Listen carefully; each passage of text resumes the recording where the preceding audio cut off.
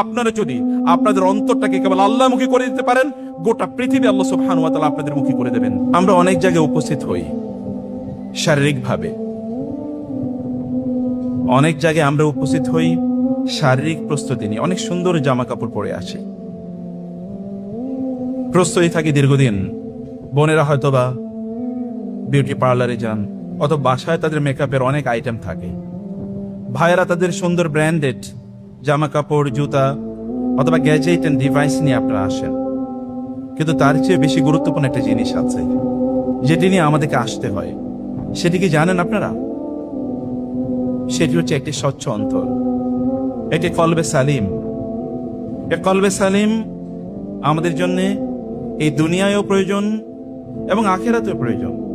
ইব্রাহিম আলাইহিস সালাতু ওয়াস সালাম, যিনি আবুল আম্বিয়া, যিনি নবীদের পিতা, যিনি তার গোটা জীবনকে আল্লাহর জন্য নিবেদিত করে দিয়েছেন, যখন তাকে আগুনে নিক্ষেপ করা হয় তখনও তাকে ফেরেশতা জিবরিল এসে যখন বললেন, আপনি যদি বলেন তাহলে আমার এই ডানার ছাপটায় আমি আগুন নিভিয়ে দিতে পারি। তিনি বলেন, যদি আপনার পক্ষ থেকে সাহায্যের কোনো প্রস্তাব থাকে, আই ডোন্ট নিড ইট। যদি আল্লাহর পক্ষ থেকে সাহায্যের ইস্যু থাকে, আই নিড দ্যাট। আমি আল্লাহর সৃষ্টির সাহায্য চাই না, আমি সাহায্য চাই আল্লাহর। তিনি বললেন, হে আল্লাহ, আপনি আমাকে প্রজ্ঞা প্রদান করুন। এবং যারা নেককার বান্দা দিনদার, তিনি কিন্তু আবুল আম্বিয়া, নবীদের পিতা, এবং তার গোটা জীবন তিনি আল্লাহর জন্য আত্মসমর্পণ করে দিয়েছেন। তিনি বলেন, হে আল্লাহ, নেককারদের অন্তর্ভুক্ত আপনি আমাকে করুন, তাদের সাথে থাকার সুযোগ আমাকে করে দিন, এবং পরবর্তী প্রজন্ম যারা আসবে তারা যেন আমার ব্যাপারে ভালো কথা বলে, আমি যেন তাদের জন্য ভালো কিছু লেগাসি রেখে যেতে পারি। আল্লাহ, এরকম তৌফিক আমাকে দান করুন। ওয়ালা তুখজিনি ইয়াওমা ইউবআসুন। হে আল্লাহ, কিয়ামত যেদিন আপনি মানুষকে উত্থিত করবেন, সেদিন আপনি আমাকে লাঞ্ছিত করবেন না, সেদিন আপনি আমাকে লাঞ্ছিত করবেন না। কে বলছেন এ কথা? ইব্রাহিম আলাইহিস সালাতু ওয়াস সালাম, যাকে অনুসরণ করার জন্য আল্লাহ তাআলা তার রাসূলকে বলেছেন আপনি অনুসরণ করুন তাকে, এবং তিনি তারপরে কনক্লুশন টানলেন, ইল্লা মান আতাল্লাহ বিকলবিন সালিম। আল্লাহ, আমি জানি যে কলবে সালিম নিয়ে আপনার কাছে যাবে, তিনি কেবল সেদিন বেঁচে যাবেন, লাঞ্ছিত হবেন না। তিনি আল্লাহর কাছে আসলেন, ইজ জাআ রাব্বাহু বিকলবিন সালিম। যখন ইব্রাহিম আল্লাহর কাছে কলবে সালিম নিয়ে গেলেন, কারণ তিনি আল্লাহ তাআলার কাছে কলবে সালিম প্রত্যাশা করেছেন। এবং আপনার নবী রাসূলুল্লাহ সাল্লাল্লাহু আলাইহি ওয়াসাল্লাম, তিনিও আল্লাহর কাছে দোয়া করেছেন, হে আল্লাহ, আপনি আমাকে কিয়ামতের দিন আপনার সামনে যখন উত্থিত করবেন, তখন আপনি আমাকে লাঞ্ছিতদের কাতারভুক্ত করবেন না, বরং আমি যেন সম্মানিতদের এবং একটি প্রশান্ত আত্মা নিয়ে যেন আপনার সামনে উপস্থিত হতে পারি, সেই তৌফিক আপনি আমাকে প্রদান করবেন। আপনি জানেন রাসূলুল্লাহ সাল্লাল্লাহু আলাইহি ওয়াসাল্লাম আল্লাহর কাছে সদা সর্বদা দোয়া করতেন, ইয়া মুকাল্লিবাল কুলুব সাব্বিত কলবি আলা দীনিক। হে অন্তরকে পরিবর্তনকারী, আপনার দ্বীনের উপর আমাদের অন্তরকে স্থির রাখুন। উম্মে সালামা রাদিয়াল্লাহু তাআলা বলতেন, ইয়া রাসূলুল্লাহ, আপনি কি ভয় পাচ্ছেন অন্তরকে নিয়ে? আপনি কি ভয় পাচ্ছেন অন্তরকে নিয়ে? রাসূলুল্লাহ সাল্লাল্লাহু আলাইহি ওয়াসাল্লাম বললেন, কেন ভয় পাবো না? কারণ অন্তর তো আল্লাহ সুবহানাহু ওয়া তাআলার দুটো আঙ্গুলের মধ্যখানে থাকে। ইউকাল্লিবুহু কাইফা ইয়াশা, যেমনি ভাবে আল্লাহ সুবহানাহু ওয়া তাআলা চান তার অন্তরকে তিনি পরিবর্তন করেন। আমি এই প্রসঙ্গে আপনাদেরকে কেবল বলতে চাই, প্রিয় ভাইরা বোনেরা, আপনারা যে এখানে এসেছেন, আপনারা কেন এসেছেন? কোন উদ্দেশ্যে এসেছেন? আপনাদের অন্তরে কি আছে বলুন, একবার ভাবুন, অন্তরে আপনাদের কি আছে? ওই আয়াতটিকে আমাদেরকে কাঁদাবে না, যেখানে আল্লাহ সুবহানাহু ওয়া তাআলা বলেছেন, ইয়াউমা তুবলাস সারাইর ফামা লাহু মিন কুওয়াতিন ওয়ালা নাসির। সেদিন সব গোপন জিনিসগুলো আল্লাহ সুবহানাহু ওয়া তাআলা এর সামনে উন্মুক্ত হয়ে যাবে, এবং সেই দিন তাকে সাহায্যকারী কোনো শক্তি থাকবে না, কোনো সাহায্যকারী সেদিন তার জন্য থাকবে না। ও আখরাজাতিল আরদু আসকালাহা ওয়া ক্বালা লিল ইনসানু মা লাহা। সেদিন এই জমিন একটা বিশাল থিয়েটারে পরিণত হবে, বিশাল স্ক্রিনে পরিণত হবে, একটা রেকর্ড বুকে পরিণত হবে। এটা বিশাল একটা ক্যামেরার মতো কাজ করছে। কেবল ছোট্ট ক্যামেরার দিকে তাকাবেন না, এই বিশাল বিস্তৃত জমিন কিন্তু ক্যামেরা, এগুলো সব রেকর্ড করছে। কিয়ামতের দিন আমার এবং আপনি কোন উদ্দেশ্যে কোথায় কি জন্য গিয়েছি, এগুলো সব বলে দেবে। ওয়াহুসসিলা মা ফিস সুদূর, আল্লাহ তাআলা বলবেন তোমার অন্তরে কি ছিল, সেগুলো সেদিন বিশাল স্ক্রিন দেখিয়ে দেওয়া হবে। অতএব গোপন করা কোনো কিছু থাকবে না। আপনি কেন এসেছেন আজকে এখানে বলুন? জাস্ট আস্ক ইউরসেলফ, কেন এখানে বসে আছেন সেটা জিজ্ঞেস করুন। কেন আপনি নামাজ পড়েন সেটা জিজ্ঞেস করুন। কেন আপনি রোজা রাখেন সেটা জিজ্ঞেস করুন। কেন আপনি দ্বীনের কাজ করেন সেটা জিজ্ঞেস করুন। কেন আপনি সালাত আদায় করেন সেটা জিজ্ঞেস করুন। যদি if it is not for Allah, আল্লাহর কসম এটা আমাদেরকে বাঁচাতে পারবে না। যদি অন্তরটা কলবে সালিম না হয়, আল্লাহর কসম এটাকে বাঁচাতে পারবে না। এই জন্যে আমাদের নবীজি সাল্লাল্লাহু আলাইহি ওয়াসাল্লাম ইয়া মুকাল্লিবাল কুলুব সবচেয়ে বেশি দোয়া করতেন। এই জন্য ইব্রাহিম আলাইহিস সালাতু ওয়াসসালাম ইল্লা মান আতাল্লাহ বিকলবিন সালিম, যে ব্যক্তি আল্লাহর কাছে কলবে সালিম নিয়ে আসবে না, সেই ব্যক্তির জন্য তিনি ভয়ঙ্কর অশনি একটি সংকেত দিয়ে গিয়েছেন এবং তার জন্য একটা ভয়াবহ অবস্থার কথা তিনি বলে গিয়েছেন। সালফে সানি তারা বলতেন আত-তাআম্মুলু ফিল কলবি তিজারাতুল আযকিয়া, বরং আমাদের সবচেয়ে বুদ্ধিমান জ্ঞানী লোকেরা, বুদ্ধিজীবী কারা অনেক বেশি বই পড়লে কি বুদ্ধিজীবী? সাহাবায়ে কেরামরা কয়টা বই পড়েছেন বলেন তো? সাহাবায়ে কেরামের সিলেবাস কি ছিল? কয়টা ডিগ্রি তাদের ছিল? কতগুলো সার্টিফিকেট তারা নিয়েছেন? কতগুলো স্কিল তারা অর্জন করেছেন? খুব বেশি না, কিন্তু তাদের একটা কলবে সালিম ছিল এবং এই কারণে তারা উম্মার শ্রেষ্ঠতম মানুষ। এই জমিনে এত ভালো মানুষ আর কোনোদিন এই জমিনে চলে নাই। একজন আবু বকর রাদিয়াল্লাহু তাআলার মাঝে এবং আপনার এবং আমার মাঝে পার্থক্য কি? আবু বকর রাদিয়াল্লাহু তাআলা কি ওমর রাদিয়াল্লাহু তাআলার মতো নামাজ পড়েননি? তিনি কি খালিদ ইবনে ওয়ালিদের মতো তিনি যুদ্ধের ময়দানে যান নাই? তিনি কি মুআয ইবনে জাবালের মতো জ্ঞান অর্জন করেননি? সবই ছিল, কিন্তু কেন তিনি উম্মার একমাত্র মানুষ যার প্যারালাল এই গোটা উম্মার সকল ইবাদতকে একত্রিত করলেও করা হবে না? কেন ওমর রাদিয়াল্লাহু তাআলা কেঁদে কেঁদে বলতেন আবু বকর যদি ওই রাত, সেই 3 রাত, যে 3 রাত তিনি ওই গারে সাউরে রাসূলের সাথে কাটিয়েছেন, ওই 3 রাত যদি তিনি আমাকে দিয়ে দেন, অথবা তার একটা রাত যদি আমাকে দিয়ে দেন, আর আমার ফ্যামিলির গোটা ফ্যামিলির সকালে ইবাদত আমি আবু বকরকে দিয়ে দেব, জিজ্ঞেস করে দেখুন তিনি রাজি হবেন কিনা। কারণ কি? কারণ ওমর রাদিয়াল্লাহু তাআলা আবু বকরের তার অন্তরের দিকে তাকিয়েছেন, দেখেছেন এটা কেবল একটা কলবে সালিমের কেবল একটা অবস্থা। প্রিয় ভাইরা, আমরা কেবল মেশিনের নাম হয়ে যাব? আমাদের ইবাদত এবং সাহাবায়ে কেরামের ইবাদতের মধ্যে পার্থক্য কি? একই তো ইবাদত, ফরম্যাট একই রয়ে গেছে। আমরা একটা মেশিনের মধ্যে যখন কোনো কিছু ঢুকেই দেই, তখন একটা প্রোডাক্ট আকারে সেখানে বের হয়। সাহাবায়ে কেরামের অন্তরটা মেশিনের মতো ছিল না, কেবল মেকানিক্যাল লাইফ তারা যাপন করেন নাই। আমরা মসজিদে যাই, মেকানিক্যাল লাইফ। আমরা কোনো আয়োজনে আসি, এটা একটা মেকানিক্যাল অংশগ্রহণ আমাদের, সেখানে আমাদের অন্তর থাকে না, আমাদের অন্তর অন্য জায়গায় থাকে। আমাদের হৃদয়ে কোনো অনুভব তৈরি হয় না, আমাদের হৃদয়ে কোনো ধরনের প্রকম্পন তৈরি হয় না। অথচ আল্লাহ তাআলা বলেছেন আল্লাযীনা ইযা যুকিরাল্লাহু ওয়াজিলাত কুলুবুহুম ওয়া ইযা তুলিয়াত আলাইহিম আয়াতুহু যাদাতহুম ঈমানা। আল্লাহর কসম, আপনাদের ঈমান পরীক্ষা করার জন্য কোনো ল্যাবরেটরিতে যাওয়ার দরকার নাই, কোনো মেটাল ডিটেক্টরের প্রয়োজন নাই। যখন আপনার আল্লাহর নাম যখন আপনার সামনে উচ্চারণ করা হয়, কেবল হৃদয়ে একটু হাতটা দিয়ে দেখুন তো এখানে কম্পন তৈরি হয় কিনা। যদি কম্পন তৈরি না হয়, তাহলে নিশ্চিত থাকুন ঈমান নাই এখানে। অন্য কিছু থাকতে পারে, ঈমান নাই। কারণ আল্লাহ বলেছেন ইন্নামাল মুমিনুনা আল্লাযীনা ইযা যুকিরাল্লাহু ওয়াজিলাত কুলুবুহুম। ঈমানদার হচ্ছে তারাই যখন আল্লাহর নাম তাদের সামনে উচ্চারণ করা হয়, তাদের অন্তরগুলো কেঁপে ওঠে। ওয়া ইযা তুলিয়াত আলাইহিম আয়াতুহু যাদাতহুম ঈমানা। আল্লাহর আয়াতগুলো যখন তাদের সামনে তেলাওয়াত করা হয়, তখন তাদের ঈমান বাড়ে। আপনি বলুন তো, আমরা আমাদের নিজেদেরকে আয়নার সামনে দাঁড়া করাই, আমরা ঘরগুলো বন্ধ করে, দরজাগুলো বন্ধ করে একবার জিজ্ঞেস করি যে আমার ঈমান বেড়েছে কিনা। আমার নিজের মেটাল ঈমান ডিটেক্টর নিয়ে আমাদের নিজেকে আমরা একবার জিজ্ঞেস করে দেখি যে সত্যিকার ঈমান বেড়েছে কিনা। আসলে রাসূলুল্লাহ সাল্লাল্লাহু আলাইহি ওয়াসাল্লাম তাকওয়া, ঈমান এর ব্যাপারে কোন দিকে ইঙ্গিত করেছেন? ইঙ্গিত করেছেন এখানে আত-তাকওয়া হাহুনা, আত-তাকওয়া হাহুনা, আত-তাকওয়া হাহুনা। তিনি কি বলেন নাই যে এখানে তাকওয়া, এখানে তাকওয়া, এখানে তাকওয়া? তাকওয়া তো এই জায়গায়। প্রিয় ভাইরা, তাকওয়া আমাদের চেহারায় নাই, তাকওয়া আমাদের দাড়িতে নাই, আমাদের টুপিতে নাই, আমাদের লম্বা জুব্বাতে নাই, তাকওয়া আমাদের পোশাকে নাই। আমরা কেবল পোশাকের মধ্যে তাকওয়া, কেবল আমাদের আচরণের মধ্যে, অথবা কেবল রিচুয়ালের মধ্যে আমরা তাকওয়া খুঁজে নেয়ার চেষ্টা করি, কেবল নামাজে অথবা মসজিদে অথবা দিনই কথিত কিছু কাজের মধ্যে আমরা তাকওয়া খোঁজার চেষ্টা করি না। সালফে সালিহিন তারা তাকওয়া খুঁজতেন রাতের অন্ধকারে।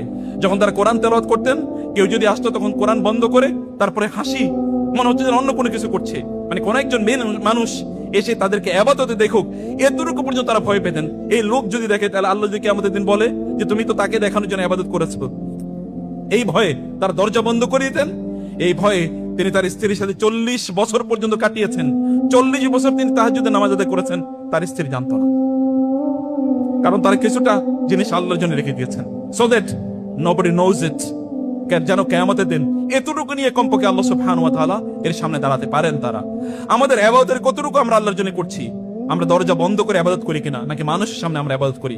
আমাদের চোখে যখন আমরা সামনে দাঁড়াই, মানুষের সামনে দাঁড়াই, তখন আমাদের চোখ থেকে পানি পড়ে, কারণ শয়তানে সেখানে গ্লিসারিন লাগিয়ে দেয়, তখন এখান থেকে পানি পড়ে। কিন্তু নির্জনে, নীরবে, একাকী যখন আপনি আল্লাহর সামনে হাত তোলেন, তখন চোখ থেকে পানি পড়ে কিনা? যদি না পড়ে, তাহলে বুঝতে হবে এখানে নেফাকি আছে। প্রিয় ভাইরা, আমার সবচেয়ে প্রিয় একটা কাহিনী সহিহ বুখারী, মুসলিম হাদিস গ্রন্থগুলোতে আছে। আপনি জানেন, এক ব্যক্তি 99 জন মানুষকে হত্যা করেছে। হত্যা করার পর তারপরে তার অন্তরে ভয় তৈরি হলো, আমি মুক্তি পাবো কিনা, আমার ক্ষমা পাওয়ার উপায় কি, তাওবা করার উপায় কি? তিনি একজন বুজুর্গের কাছে গেলেন, তাকে জিজ্ঞেস করলেন যে আমার ক্ষমা পাওয়ার উপায় কি? তুমি 99 জন মানুষকে হত্যা করেছো, তোমার ক্ষমা পাওয়ার কোনো উপায় নাই, তুমি জাহান্নামে যাবা। এ ব্যক্তি নিরাশ হয়ে গেল। অতঃপর তিনি গেলেন একজন আলেমের কাছে, যিনি আল্লাহকে সত্যি করতে চেনেন। তাকে বললেন যে ভাই, আমাকে একটু বলুন যে শেখ, আমি কিভাবে বাঁচবো, আমার তওবা করার উপায় কি? তিনি বলেন, যাও ওই অঞ্চলে যাও, এখানে অনেক ভালো মানুষ আছে, সেখানে যাও, সেখানে তুমি তাদের সাথে থাকো, তাহলে তুমি বেঁচে যেতে পারবা। তিনি সেখানে দৌড়ানো শুরু করুন, ওইখানে যাবেন। মধ্যে তার মৃত্যু চলে আসলো, মালাকুল মউত তার কাছে আসলেন, তার মৃত্যু হলো। এবার তার মৃত্যু যখন হচ্ছে, সে বুঝতে পারছিল, সে হামাগুড়ি দিয়ে আরেকটু সামনে যাওয়ার চেষ্টা করছিল, আরেকটু হামাগুড়ি দিয়ে সামনে যাওয়ার চেষ্টা করছিল, তার মৃত্যু হলো। ফেরেশতাদের মধ্যে এবার বিতর্ক তৈরি হলো, এই লোকটা জাহান্নামে যাবে কি না জান্নাতে যাবে, তার রূহটা এটাকে ইল্লিনে যাবে নাকি সিজ্জিনে যাবে। আল্লাহ সুবহানাহু ওয়া তাআলা ফেরেশতাদেরকে বললেন, যাও তোমরা গিয়ে দেখো সে যে অঞ্চলে যাচ্ছিল সেই অঞ্চলের দিকে এগিয়ে গিয়েছে, নাকি যেই পাপের অঞ্চল থেকে সে এসেছে এই দিকে সে এগিয়ে আছে। তুমি মাপো কোন দিকে, সমান্তরালে যদি দেখো সমান করে কোন দিকে এগিয়ে আছে, যদি ওই দিকে একটু এগিয়ে থাকে তাহলে সে জান্নাতি, আর যদি এইদিকে পিছিয়ে থাকে তাহলে সে জাহান্নামী। এর মধ্যে আল্লাহ সুবহানাহু ওয়া তাআলা জমিনকে বললেন, জমিন তুমি প্রশস্ত হয়ে যাও, এই লোকটা যেই দিকে এগিয়ে যাচ্ছিল ওই জায়গাটা তুমি একটু বাড়ায় দাও, আর যেখান থেকে সে এসেছিল ওই জায়গাটা তুমি একটু কমিয়ে দাও। জমিনটা এরকম হয়ে গেল। ফেরেশতারা আসলো, মেপে দেখলো যেই দিকে যাচ্ছিল ভালো হওয়ার জন্য ওই দিকটা একটু বেশি, মানে ওইখানে এখন জায়গা তুলনামূলক কম, অর্থাৎ তিনি এগিয়ে গেছেন বেশি। ফেরেশতারা সিদ্ধান্ত নেন আল্লাহ সুবহানাহু ওয়া তাআলার সিদ্ধান্ত অনুসারে লোকটার তার রূহ যাবে এবার ইল্লিয়িনে। আল্লাহ সুবহানাহু ওয়া তাআলা এই ব্যক্তির কিসের দিকে তাকিয়েছেন? 100 মানুষকে হত্যা করেছে সেদিকে না, তার অন্তরের দিকে তাকিয়েছেন। এরকম একটা অন্তর মালিক আমরা কেন হব না? এরকম একটা এলিট অন্তরের মালিক কেন আমরা হব না? কেমন আমরা এমন একটা অন্তর মালিক হই যে অন্তরটা আমাদেরকে নষ্ট করে দেয়, যে অন্তরটা আমাদেরকে ধ্বংস করে দেবে? শয়তান করে কি বলেন তো? শয়তান সত্যিকার অর্থে আমাদের অন্তরই তো ধোঁকা দেয়। শয়তান জানে আমাদের সবচেয়ে দামি অংশ রয়েছে আমাদের অন্তর। বিশ্বাস করুন, আপনার শরীরের সবচেয়ে দামি, হীরার চেয়েও দামি অংশটার নাম হচ্ছে অন্তর। শয়তান জানে ওইটাকে যদি নষ্ট করে দেওয়া যায়, তাহলে এই ব্যক্তির শরীরে যতই হিজাব থাকুক, যতই নেকাব থাকুক, যতই এখানে পর্দা থাকুক, অথবা যতই ইসলামের কথিত সিম্বল গুলো তার এখানে থাকুক না কেন, এগুলো তাকে বাঁচাতে পারবে না। তাকে একমাত্র বাঁচাতে পারে তার অন্তর। অতএব অন্তরটা ধ্বংস করে দেওয়া হবে। অন্তরটা ধ্বংস করে দেওয়ার জন্য তখন শয়তান সকল ধরনের আয়োজন করে, সকল ধরনের কাজ করে। আপনি হয়তো মনে করেন, আমরা হয়তো মনে করি যে আমাদের অন্তরগুলো তো খুবই ভালো। কখন ভালো, কিভাবে ভালো, এটা আমাদেরকে বুঝতে হবে। এ কারণে আমাদের সালফে সালিন বলতেন, যারা নামাজ পড়ে, ফজরের নামাজ যাদেরকে প্রথম কাতারে পাওয়া যায়, এই সকল লোকেরা তারা নামাজ ছাড়ার কারণে জাহান্নামে যাবে না, বরং এরা জাহান্নামে যাবে হিংসার কারণে, বিদ্বেষের কারণে। আপনার পাশে যিনি নামাজ আদায় করছেন তাকে আপনি কতটুকু ভালোবাসেন, তার প্রতি আপনার কতটুকু উত্তম ধারণা আছে, নাকি তার প্রতি আপনার হিংসা আছে, নাকি বিদ্বেষ আছে, নাকি তার প্রতি আপনার ঘৃণা আছে, নাকি তার প্রতি আপনার অন্তরে ভয়াবহ জিঘাংসা কাজ করে? যদি একজন ব্যক্তির অন্তরে জিঘাংসা কাজ করে, আপনি প্রচুর পরিমাণে আবাদত করলেন, কারো বিরুদ্ধে গীবত করলেন, আপনি তো অসুস্থ অন্তরের মালিক। কলবিন মারিদিন ফি কুলুবিহিম মারাদুন, তার কলবুন সাকিম, তখন তার অন্তরটা তো আসলে অসুস্থ একটা অন্তর। অসুস্থ অন্তর দিয়ে জান্নাতে যাওয়া যায় না। এই শরীর তো সেদিন শরীর থাকবে না, এটা পরিবর্তন হয়ে যাবে। তাহলে আমরা যেটা নিয়ে জান্নাতে যেতে হবে, যেটা নিয়ে আমরা সফল হব, যেটা নিয়ে সত্যিকার অর্থে আমরা ভালো মানুষ হব, সেটা হচ্ছে অন্তরটি। আল্লাহর কসম, আপনারা যদি আপনাদের অন্তরটাকে কেবল আল্লাহমুখী করে দিতে পারেন, গোটা পৃথিবী আল্লাহ সুবহানাহু ওয়া তাআলা আপনাদের মুখী করে দেবেন। আমরা অস্ত্রের মাধ্যমে যুদ্ধ করি না, মুসলমানরা অন্তরের মাধ্যমে যুদ্ধ করে। অস্ত্রের চেয়ে অনেক অনেক বেশি গুরুত্বপূর্ণ হচ্ছে তার অন্তর। আল্লাহ সুবহানাহু ওয়া তাআলা কোরআনে এই কথা বলেন নাই, তোমরা যদি কেবল আমার ইবাদত করো, তোমাদের অন্তরগুলো যদি কেবল আমার দিকে তোমরা ঝুঁকিয়ে দাও, তাহলে আমি তোমাদেরকে এই জমিনের মালিক বানিয়ে দেব। আল্লাহ কি বলেন নাই, ওয়ালাকাদ কাতাবনা ফিজ জাবুরি মিন বাদি যিকরি আন্নাল আরদা ইয়ারিসুহা ইবাদিয়াস সালিহুন, আমি সকল আসমানি কিতাবে এটা লিখে দিয়েছি, এই জমিনের মালিক হবে আমার কেবল দিনদার এবং নেককার বান্দারা, মোমেনদের। যুদ্ধের সবচেয়ে বড় অস্ত্রের নাম হচ্ছে দোয়া। আমরা দোয়া করতে ভুলে গিয়েছি। গোটা পৃথিবী জুড়ে মুসলমানরা মার খাচ্ছে, কিন্তু আমরা কবে দোয়া করেছি বলেন তো? কেবল অস্ত্রের ছনছনানি দিয়ে মুসলমানরা বেঁচেছে। কবে বেঁচেছে মুসলমানরা অস্ত্রের ঝনঝনানি দিয়ে? যখন ক্রুসেডারদের বিরুদ্ধে সালাউদ্দিন আইয়ুবী যুদ্ধ করবেন, তিনি দেখলেন তার দুই ছেলে এরা রাতের বেলা তাহাজ্জুদে দাঁড়িয়ে গেছে। তিনি বলেছেন যে এই উম্মার শিশুরা রাতের বেলা তাহাজ্জুদে দাঁড়িয়ে যায়, এদেরকে কেউ কোনোদিন পরাজিত করতে পারবে না। এবং সত্যি করতে পরাজিত করতে পারেনি। সালাউদ্দিন আইয়ুবীরা কি নিয়ে গেছেন যুদ্ধের ময়দানে? সবচেয়ে বড় বড় বোমা, অ্যাটম বোম নিয়ে গেছেন? না, তাদের ঈমান ছিল অ্যাটম বোমের চেয়ে অনেক বেশি শক্তিশালী, কারণ তাদের পক্ষে তাদের রব ছিলেন। কিন্তু আমরা যখন আমাদের সংখ্যাধিক্য নিয়ে অহংকার করি, অথবা যখন আমরা অস্ত্র নিয়ে বড়াই করি, অথবা যখন আমরা বড়াই করি আমাদের যুদ্ধের স্কিল নিয়ে, তখন আমরা পরাজিত হই। প্রিয় ভাইরা, আমাদের কবে আমরা সর্বশেষ প্রার্থনা করেছি? রাসূলুল্লাহ সাল্লাল্লাহু আলাইহি ওয়াসাল্লাম কথা বলেন নাই, যেমনি ভাবে একজন বুভুক্ষ ব্যক্তি, প্রচন্ড পরিমাণ ক্ষুধার্ত ব্যক্তি যখন খাবার দেখার পর সেই ক্ষুধার কারণে সেখানে ঝাঁপিয়ে পড়ে, পৃথিবীর তাবৎ জাতিগুলো তোমাদের উপর এরকম ঝাঁপিয়ে পড়বে, তোমাদেরকে ধ্বংস করে দেবে। সাহাবায়ে কেরামরা বললেন, ইয়া রাসূলুল্লাহ, তখন কি আমরা সংখ্যায় কম হব যে আমাদেরকে এরকম চিরে চিরে খাবে বুভুক্ষ ব্যক্তির মতো। রাসূল বললেন বাল আনতুম কাসীরুন, সেদিন তোমরা সংখ্যা হবে অনেক অনেক বেশি। ওয়ালাকিন্নাকুম গুসাউন কাবুসাইস সাইলি, বরং তোমরা সেদিন হবে এমন মানুষের এমন জিনিসের মতো, খড়কুটার মতো, যখন প্রচন্ড তীব্র একটি মানে ইয়ের মধ্যে স্রোতের মধ্যে যদি কোনো খড়কুটা থাকে, স্রোত যেমন ওই খড়কুটাগুলোকে ভাসিয়ে নিয়ে যায়, তেমনি ভাবে তোমরা বিশাল সংখ্যা হবে, কিন্তু খড়কুটার মতো তোমরা বেঁচে যাবে। যেমন এখন প্রায় 200 কোটি মুসলমান আছে গোটা পৃথিবীতে, কিন্তু এমন কোনো জায়গা নেই যেখানে মুসলমানরা মার খায় না। এমন কোন জায়গা নেই পূর্ব থেকে পশ্চিম, এমন কোন জায়গা নেই যেখানে মুসলমানরা মার খাচ্ছে না। সংখ্যার কারণে মার খাচ্ছে, সংখ্যা কম, অস্ত্র কম, সম্পদ কম, নো। কবে আমরা, আপনারা যারা এখানে আছেন, আপনারা বলেন গাজার মানুষদের জন্য কবে হাত তুলে দোয়া করেছেন? কবে কেঁদেছেন সর্বশেষে বলুন? নিজেদের জন্য কবে হাত তুলে বলেছেন? আল্লাহর কসম, যেদিন আমরা হাত তুলে আল্লাহর কাছে বলতে পারবো, সেদিন আসমান থেকে আবার আল্লাহ তাআলা সৈন্য নাজিল করে দেবেন। আল্লাহ সুবহানাহু সৈন্য আমরা জানি না, ওমা ইয়ালামু জুনুদা রাব্বিকা ইল্লাহু, তোমাদের রবের সৈন্য কি তোমরা জানো না? কোনো বাতাস হতে পারে। দেখেন না ফেরাউনের বিরুদ্ধে আল্লাহ তাআলা কি পাঠিয়েছেন?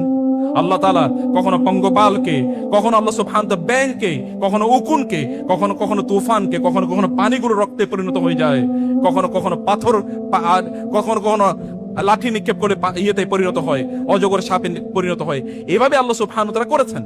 এখন কি সেই রব নাই? তার শক্তিকে একটু কমেছে? একটু কমে নাই, কিন্তু আমাদের ঈমান কমে গেছে, অথবা আমাদের একটা কলবে সালিম আমাদের একেবারে নাই। প্রিয় ভাইরা, রাসূলুল্লাহ সাল্লাল্লাহু আলাইহি ওয়াসাল্লাম বলেছেন, এমন অনেক ব্যক্তি আছে যারা যখন আল্লাহ সুবহানাহু ওয়া তাআলার কাছে হাত তোলে, আল্লাহ সুবহানাহু লাউ আকসামা আলাল্লাহি লা আবাররা, তারা হাত তুলতে দেরি, আল্লাহ সুবহানাহু ওয়া তাআলা হাতগুলো কবুল করতে দেরি না।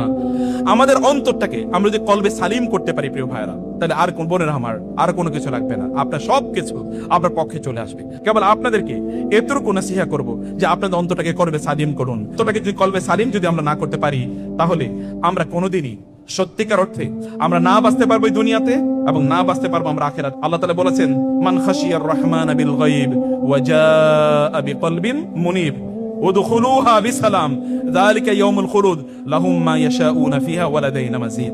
একদিন বলা হবে, যেদিন কিয়ামত অনুষ্ঠিত হবে, হিসাব এবং নিকাশ, সেদিন আল্লাহ সুবহানাহু ওয়া তাআলা বলবেন, যারা আল্লাহ সুবহানাহু ওয়া তাআলাকে গোপনে ভয় করত, গোপনে আল্লাহকে ভয় করুন, মানুষের সামনে না প্লিজ। গোপনে কিছু কাজ করুন, মানুষের সামনে না প্লিজ। গোপনে একাকী, কেউ জানে না, এমন কিছু কাজ করুন। আল্লাহ সুবহানাহু সেদিন তাদেরকে, ফেরেশতাদেরকে বলবেন, উদখুলুহা বিসালাম। আল্লাহ তাআলা আপনাদেরকে লক্ষ্য করে বলবেন, তোমরা শান্তির সাথে, সালিম অন্তর নিয়ে, তোমরা সালাম, নিরাপত্তার সাথে, শান্তিতে তোমরা জান্নাতে ঢুকে যাও, প্রবেশ করো। যালিকা ইয়াউমুল খুলুদ, এখানে তোমরা প্রবেশ করবা, আর কখনো এখান থেকে তোমাদের আর বের হওয়ার কোনো প্রয়োজন নাই। আল্লাহর কাছে কান্নাকাটি করতে হবে, এবং আমাদেরকে যা কিছু আমাদের জীবনে ঘটুক না কেন, এটা আল্লাহর পক্ষ থেকে এসে এটাকে আমাদের মনে রাখতে হবে। রাসূলুল্লাহ সাল্লাল্লাহু আলাইহি ওয়াসাল্লাম বলেছেন, ইন্নাকুম তুরযাকুনা ওয়া তুনসারুনা বিদুআফাইকুম, তোমরা যুদ্ধের ময়দানে বিজয়ী হও, তোমাদের ঘরে তোমাদের রিজিকগুলো আসে তোমাদের মধ্যে যারা দুর্বল তাদের কারণে, বিসলাতিহিম ওয়া দুআইহিম ওয়া ইখলাসিহিম, তাদের নামাজের কারণে, তাদের প্রার্থনার কারণে, এবং তাদের একটা পবিত্র অন্তরের কারণে। আপনার ঘরে যারা দুর্বল আছে না, শিশুরা অথবা নারীরা অথবা বৃদ্ধ পিতা এবং মাতা, তাদের কারণে আপনি যুদ্ধের ময়দানে জয়ী হন, তাদের কারণে আপনার রিজিক বাড়ে। এবং এরা কেবলমাত্র, আল্লাহ রাসূল এরপরে বলেছেন, বে দুআইহিম, তাদের দোয়ার কারণে, বে সলাতিহিম, তাদের নামাজের কারণে, ওয়া ইখলাসিহিম, কারণ তারা অন্য কাউকে দেখিয়ে সালাত আদায় করে না, তারা অন্য কাউকে দেখিয়ে তারা দোয়া করে না। তাদের অন্তরে যে ইখলাস আছে, এই ইখলাস কেবল আল্লাহ তাআলাই জানেন। চলুন, যেই কাজই আমরা করি না কেন, হোয়াট এভার ইউ ডু, খুব বেশি কাজ করার প্রয়োজন নেই, কম কাজই করি, কিন্তু এটা আল্লাহর জন্য করি। আল্লাহ সুবহানাহু ওয়া তাআলা যেন একটা কলবে সালিম নিয়ে তার কাছে আমরা উপস্থিত হতে পারি। আল্লাহ তাআলা আমাদেরকে সেই তৌফিক দান করুন। আল্লাহুম্মা আমিন।